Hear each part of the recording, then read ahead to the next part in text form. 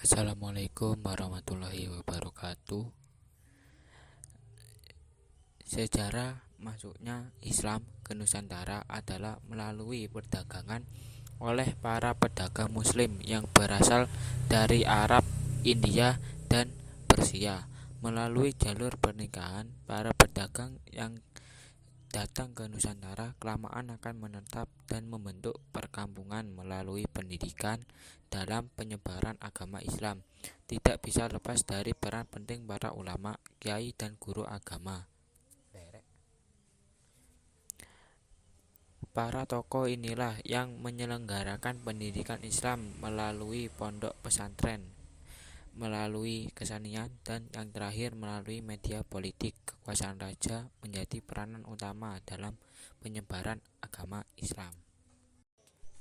Meskipun begitu, terdapat teori lain yang menyatakan bahwa agama Islam disebarkan melalui cara yang berbeda, seperti teori Gujarat yang dikemukakan oleh seorang ilmuwan Belanda bernama J. Pignapel yang didukung oleh Christian Schnorr-Grounge. Teori Gujarat beranggapan bahwa agama Islam dan kebudayaannya dibawa oleh para pedagang dari daerah Gujarat, India yang berlayar melewati Selat Malaka. Sedangkan menurut teori Persia, masuknya Islam ke Nusantara didukung oleh Husain Diningrat dan Umar Amir Husain. Mereka berpendapat bahwa Islam masuk ke Nusantara melalui para pedagang yang berasal dari Persia. Sedangkan menurut teori Cina, Islam berkembang di Nusantara berasal dari para perantau Tiongkok. Yang masyarakat Tiongkok sebenarnya sudah memiliki hubungan erat dengan masyarakat Indonesia jauh sebelum Islam dikenal di Indonesia. Sedangkan teori Arab masuknya Islam ke Nusantara didukung oleh beberapa tokoh seperti Buya Hamka dan Van Leur. Dalam teori Arab dijelaskan bahwa Islam masuk ke Nusantara pada abad ke-7. Ajaran Islam dibawa langsung oleh para musafir dari Arab yang memiliki semangat untuk menyebarkan Islam ke seluruh dunia. Setelah pengaruh Islam mulai masuk dan berkembang di Nusantara, pengaruh Hindu-Buddha di masyarakat mulai luntur dan berganti. Karena kebudayaan Islam begitu dekat dengan kehidupan masyarakat Indonesia saat ini, pengaruh kebudayaan Islam bercampur dengan serasi dengan kebudayaan asli dan Hindu-Buddha yang lebih dulu berkembang di Indonesia. Dampak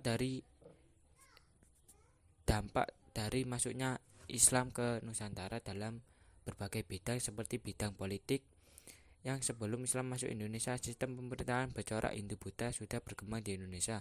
Pasca masuknya pengaruh Islam di Indonesia, kerajaan-kerajaan yang bercorak Hindu-Buddha mengalami kemunduran dan keruntuhan. Kerajaan Hindu-Buddha lalu digantikan dengan kerajaan-kerajaan bercorak Islam seperti Samudra Pasai, Demak, Malaka, dan lainnya. Sedangkan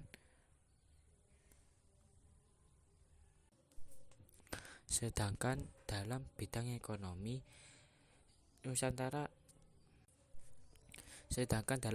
ekonomi penyebaran Islam melalui jalur perdagangan menyebabkan munculnya kota-kota pelabuhan di pantai timur dan barat Sumatera serta pantai utara Jawa. Kota pelabuhan perlahan menjadi makin besar dan berubah menjadi perkampungan. Akibatnya komoditas yang diperlukan untuk menghidupi populasi pun bertambah.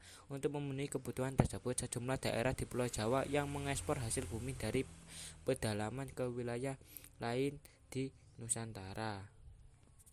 Sedangkan dalam bidang pendidikan, pengaruh Islam dalam bidang pendidikan adalah berkembangnya pondok pesantren. Pondok pesantren merupakan lembaga pendidikan Islam yang menyelenggarakan kegiatan pembelajaran agama Islam bagi santri yang tinggal atau bermukim bersama-sama dalam satu lokasi.